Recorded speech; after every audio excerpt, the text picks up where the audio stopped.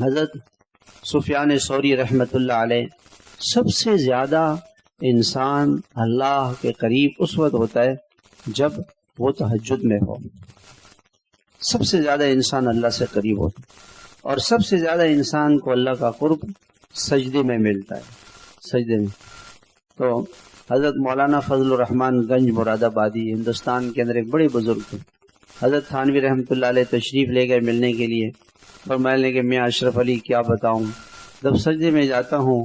ایسے لگتا ہے جیسے اللہ نے مجھے پیار کر لیا، اللہ نے مجھے پیار کر لیا، ایسے لگتا ہے کہ مزہ آتا ہے، کہ لذت آتی ہے۔ ہمارے ڈاکٹر امجد صاحب رحمۃ اللہ علیہ مجھ سے کہنے لگے کہ مجھے تربیت کے لیے، میری تعلیم کے لیے فرمانے لگے کہ میں نے 1 گھنٹے کا سجدہ کیا۔ کتنی دیر کا سجدہ کیا؟ 1 گھنٹے کا۔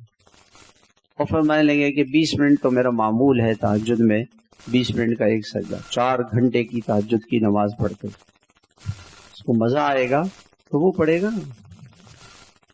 رزق حلال کا بڑا اہتمام کر دے سے، روزے میں جماعت میں جاتے تھے نا، پیسے جمع کراتے تھے اجتماعی، لیکن کھانا اجتماعی نہیں کھاتے تھے، اپنا کھانا ساتھ بنا کے لے جاتے تھے، اور اگر وہ ختم ہو جاتا تو بازار سے جا کر کے ڈبل روٹی اور دودھ اور دہی، بس اجتماعی کھانا نہیں کھاتے تھے کہ پتہ نہیں جو ساتھی ہیں ان کی کمائی صحیح ہے کہ نہیں ہے، میں کس کس کی تحقیق کروں گا، کسی کی دعوت نہیں قبول کرتے۔ رزق حلال پیٹ میں جائے گا نا تو تہجد پڑے گا۔